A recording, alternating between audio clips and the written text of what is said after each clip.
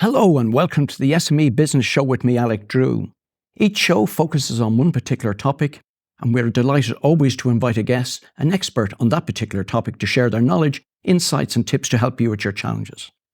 Today's topic is all about wills, and I'm delighted to be joined by Cillín O'Connell, Principal of Summit Law. Hi, Cillín. Thank you so much, Alec. I understand that more than 70% of the population don't have a will. Maybe you might enlighten me as why not. People tend to be afraid of making wills. There's an innate fear about it, but we always try and simplify the process. And for people, there's absolutely nothing to worry about. It's no different to getting travel insurance or home insurance or even an extended warranty on buying a product in an electrical store. It's nothing to be feared about whatsoever. Tell me exactly what a will is. A will is a document which draws up exactly what happens to you in the event of your passing, and it tells your family or your nearest and dearest, this is how I want things done. And then there's probate. Explain that to our audience. What happens with probate is, when the day itself comes, when somebody passes on, the probate is the actual application of ensuring that the wishes of your will are set out and that they're carried out. And what happens if I don't make a will? If you don't make a will, what happens is, instead of it going to probate, it goes to what's known as intestacy. And then it's a more complicated process, but it's not that it's anything to worry about, but it's just, it takes more time. And it means then that if you have passed on without making a will, that your estate, everything you own, automatically goes to your nearest surviving relatives. And it's taken right from, it could be a spouse or it could be children, and it goes further down the line then. So in terms of if I had a will, what typical timeline should I be allowing for my estate to be settled? If somebody was to pass away and they came to their solicitor, their legal advisor, we tend to say around 8 to 12 months, because it's a process in terms of getting it could be valuations, it could be bank accounts. You have to deal with revenue as well as deal with the probate office. Of course we do. and if I don't have a will, what sort of timeline are we talking about? Again, it's at the very minimum 8 to 12 months, and it can take a little bit longer, because when you don't make a will, we have to make sure we've established who the beneficiaries are, who the nearest relatives are, as well as going through the process of writing out to financial institutions, getting valuations and that. So it's the same process as probate, but it just means that we're stuck to following what's known as the rules of succession, your nearest surviving relatives, and going through that. Does this mean, though, I can't leave my estate to who I wish to? You can do, of course. There's no actual requirement that says you have to leave it directly to one person or such a person, but we would always advise to make sure that family, particularly children if they're under 18, are provided for, because that's always paramount. So I have an obligation in terms of children under 18, but then also if I have a spouse, I presume I have some obligation there as well. Yes, if you don't have children, your spouse has a legal right share of 50% of your estate. If, for example, you have a spouse and children, that your spouse would have a legal right share of 1/3 of your estate, and then the children would have 2/3. So again, this is where it's important to get good legal advice. I might want to leave some money to the Cats and Dogs Home or some other charity of my wish. Of course, yeah. I mean, it's often quite encouraged. And there's no issue at all with people leaving benefits to charities, charitable donations and bequests of any nature. But we'd always advise that take into account family and children, and make sure that everyone is properly looked after, because what we don't want is to raise any issue at a later stage after your passing where somebody feels they have not been properly looked after, for want of a better word. You brought up our good friends, the revenue commissioners, so they do have an interest in this. Let's just talk about how people can get the best benefit from creating a will in the first place.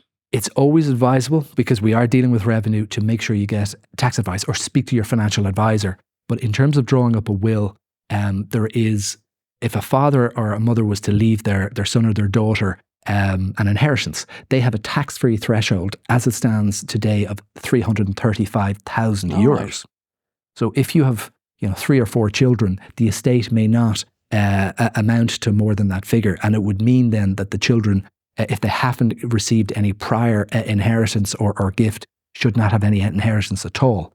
But it's where the estate is over that figure, or if there's only one child, you really need to look at options to make sure that you're minimising the taxation, which is 33 1/3 of anything over and above what the after your threshold allowance. I think a lot of people are under the misconception that you can virtually leave whatever you like to your family. No, absolutely not. You're governed by revenue rules, and the threshold, it was a lot higher previously. I think it was over 500,000 about 15 years ago. Right. But it's 335,000 per child, or if it's a niece or a nephew, or a gift or inheritance from a grandparent to a grandchild, it's just over 32,000.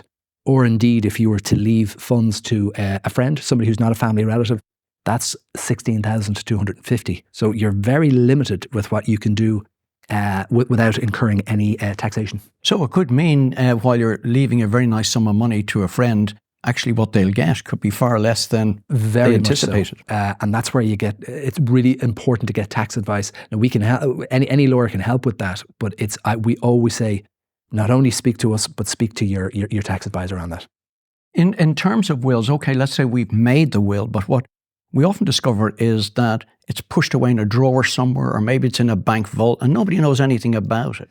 It's something that it happens quite a lot, and very often someone will have passed away and the family will know that, or they'll feel that there was a will drawn up. They just don't know if it was with a solicitor, or like you said, if it was a safety deposit box or a bank vault. What we always say to people is, tell people where the will is, and even send them on a scanned copy. Some people may not want to do that, but if you're comfortable doing that, let your executors know, the people who are looking after things, here's a scanned copy, but they will need to know where the original. It's absolutely paramount, because the probate office, to draw up a grant of probate, have to have the original will. In terms of the construction of the original will, what are the key points that must be included in it? First and foremost, you need to have what's known as an executor of the will. And this is the person who carries out your wishes. Whatever you'd like set out in the will, your executor, and it can be more than one person, is the person who is left with the task of saying, right, here's this individual's will, and I'm going to make sure it's dealt with. But they can also be named in the will. They can be a beneficiary. So it could be, well, very often a husband and a wife will draw up wills and they'll appoint each other as executors, and then they'll leave their estates to each other, or they'll make allowance for children as well. So that's your first port of call. You need your executors. I think there's a misconception that people who were executors of a will couldn't be part of it. Oh, absolutely not. You want whoever's looking after your estate, it's best to have them be part of it and to have control of it and know what's going on. And that's why it's easier just to have husbands and wives, as a very much an example, or indeed family members, because it just means that you're making sure that it's your family that are controlling what your estate was in your best interest. How do we know that we actually have the original will? Because people can make subsequent wills. You really cannot have two wills in existence at a time, but it's very common for people to want to update their wills. Say, for example, if they've had children or they've come into more assets, no problem at all. But as soon as the new will is drawn up, we need to make sure that the old will is subsequently destroyed. And it's just, you can't have two wills in existence at any one time. So the one that's dated most recent is the one that counts? Absolutely. It's important whenever a new will is drawn up that, again, the same rules apply. Let your executors know, or if you don't want to tell them what's in the will, just let them know where it is, and let them know that the previous will has now been destroyed, so everyone knows exactly what the position is. I suppose, Cillín, there has been times where somebody has maybe created a will with you and then gone on to another solicitor's practice without ever telling you about it. In that instance, we would have to write out to the previous party who held the will, and indeed the party who has the new will, just to make sure there are no two wills in existence. Again, it's paramount, because the executors, when they're part of lodging the application to the probate office, they're signing sworn documents. So everything has to be dealt with. And this is whereby it does take time. We need to make sure all avenues have been checked.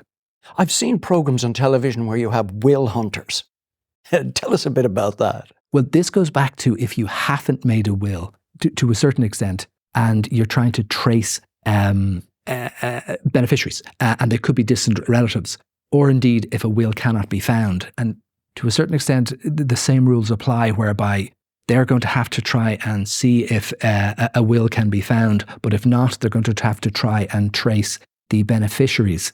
And this is very common, where people would have possibly lived here in the 50s and 60s and emigrated to other countries. So we're seeing them, there's a lot of these companies who are, well, they're UK based, but they're based here, but they tend to be from people who have emigrated and they're trying to trace relatives in that particular country. So I'm gathering they charge a relative fee for the work being done here. Absolutely. It can take up a large part of the estate and to a certain extent the percentage of the estate.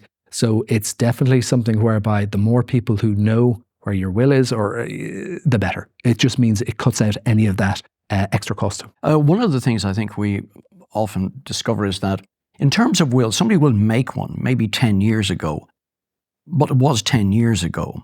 In your own case, how do you deal with that? You've got the most recent version of the will. It's very thorough. You ask them, have you made a will previously? Have you contacted the person who held the will previously and made them aware that you have this most current will, say it was 10 years ago? So if there was one they made, we'll say 15 or 20 years ago, we have to absolutely know that it has been destroyed. And it's a safe protocol to write to, if it was with a banking institution or a previous legal firm, to write to them to ensure that they do not have a current will in existence. It stops any issues. Okay. We've discovered a will, we've discovered a bank account, we've discovered a safety deposit box, and in it is an old will. What is it likely to happen then? The previous will very often void the existence of the new will, or it could potentially lead to a dispute. So this is whereby we need to establish the facts of, especially if there's a difference in the first will in the older will as opposed to the newer will.